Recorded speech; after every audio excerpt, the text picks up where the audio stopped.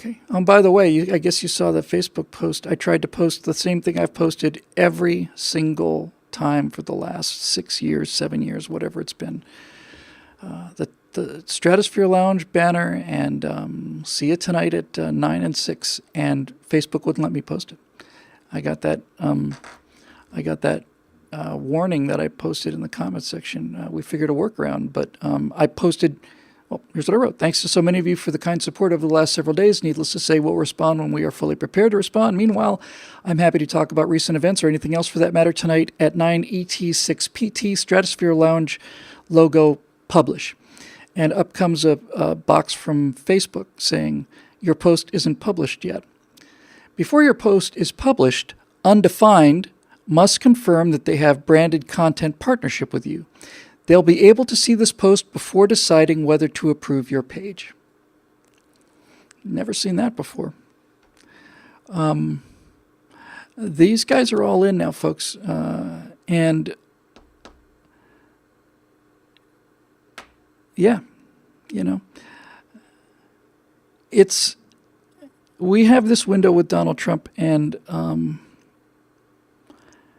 I just never thought. I just never, ever imagined I would see this in this country. I just never did.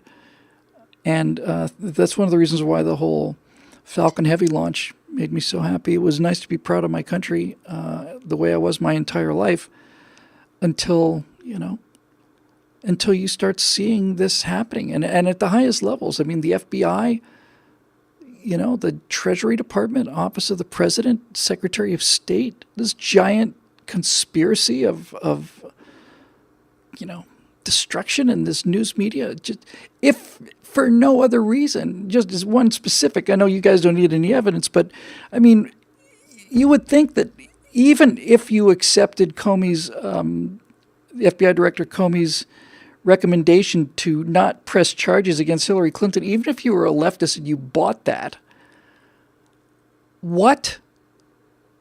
would you not be at all interested in the fact that the FBI director has basically said that at the very least the statement she made, I did not post any classified information, I didn't know any of it was classified? You would not, as a newspaper person, you would not want to follow up on those questions?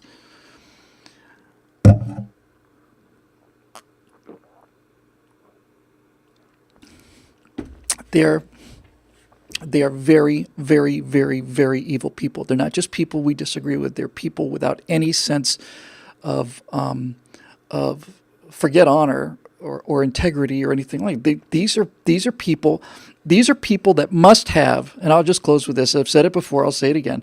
These are people who must have waded through scores, if not hundreds, of statements that I made in direct contravention of what they accused me of, and nevertheless had the nerve to go in there and do that.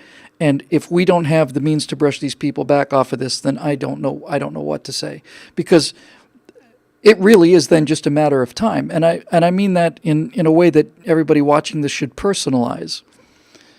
I don't mean it in a philosophical way anymore. I don't mean like in this kind of vague sense of the future of the country and this sort of, kind of low-level dread that things are just turning off. This is a dark, terrible, terrible catastrophe.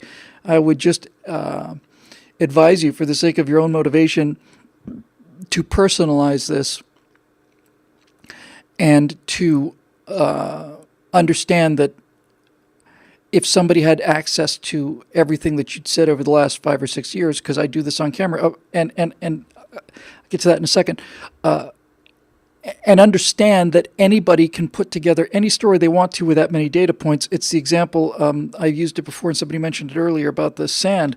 I used this first with Michael Moore back in the eject days, talking about how you can make a point out of anything. And it's a superb argument, if I do say so myself, and it basically works like this. When I was confronted about this, they said, "Did you say this?" I said, "Well, I said this, yes, but I didn't say that. I didn't say that. Did you say that inner city blacks were unemployed and unemployable?" I said, "I did say that because it's true. They are unemployed and unemployable. And the reason they're unemployed and unemployable is because of this. This is the intention. This is the policy that's intended to. This is what you want. You want these people who are dependent on you, and you have to convince them that the Republicans are even worse." And they basically wanted me to either retract it, or they said, do you want to say that maybe this wasn't artfully worded? And I was ready to go with that for a second, that artfully worded. I was never going to apologize. I had nothing to apologize for.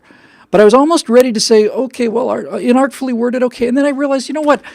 Honestly, you cannot think and have a discussion. You cannot be a free person and use your mind and weigh alternatives if you are constantly measuring every single syllable you say to see if the most easily offended person in the country at some point in the future might decide to make a crusade out of this. So I don't know how many of these things were direct quotes. I'm beginning to suspect that look, if I find any cases where that memo that was sent out by a blogger, by the way, not Huffington Post or anything, a blogger, when that memo was sent out, if I find anything in that memo that has me in quotation marks and I didn't say that, I think we got a pretty strong case there in any event. The argument, the sand argument, which is the whole argument, as I said about Michael Moore back in, I want to say 2005 or something, Bowling for Columbine, somewhere around there. If you stand on the cliffs of Malibu and look down at the beach, you see the white beaches of Malibu. It's a kind of a very pale yellow. It's a light tan, but the beach, it's a white beach. And the sand is white. And if you go down into the sand and just sit there and you hold a handful of sand right up in front of your face, you'll notice that the sand is white and somewhat clear, but mostly white. But interspersed with all of these white grains, there is an odd grain of very dark material, which was one of the rocks that was crushed or whatever the case may be. But you hold up a handful of sand and you'll see that virtually all of it's this kind of light tan, but there are little dark specks in there, pieces of sand from the beach. And so if I were to sit there with a pair of tweezers and a magnifying glass and I was to pull out all of the dark particles only and put them in a bucket, and if I were to do this for a while, I would be able to say in front of groups of people, look at the sand from the black beaches of Malibu. Look at this sand from Malibu. And people would say, and you would say to this guy, and he could say with truth, with factual accuracy, yes, these are in fact from the beaches of Malibu. You can see how this is the sand that I got off of the beach at Malibu. And you'd be telling the truth. But you'd be lying through your teeth. And so, yeah. Kirsten again says, now I experience how living under the commies in East Germany and Russia was. Yes, Kirsten, I do. And if we don't do something about this, then you will too. And we all will. Because then it's just, as I say, it's a matter of time. They accuse you of something. They have no evidence for it. They make you defend yourself. I've got a situation that's currently brewing, and I haven't made a decision yet. I'm going to talk with Natasha, sleep on it a little bit. But basically, I'm going to defend myself in the way that I am best at defending myself. I'm going to do it with words, and especially I'm going to do it with my own words spoken both before and after these accusations are made.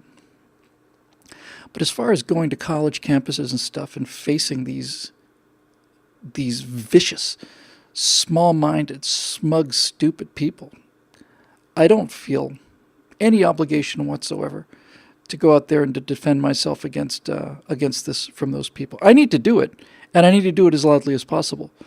But to go and stand there and argue with these people about this, I should have just called one of these college students a pedophile and said, I'm not going to be seen on the same stage as you.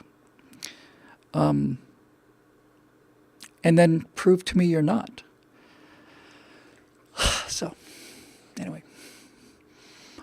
Some people have tried to start a legal defense fund. I don't know if it's been funded or not, but I think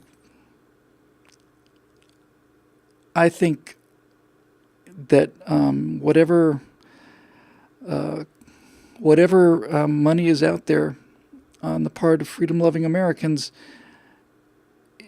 it had better get deployed quickly, because the big lie is continued to be told, and the more they lie, the more, the more they do it. The final thing there it is. There's the 8th time I said the final thing, so that must mean I'm pretty close to being done.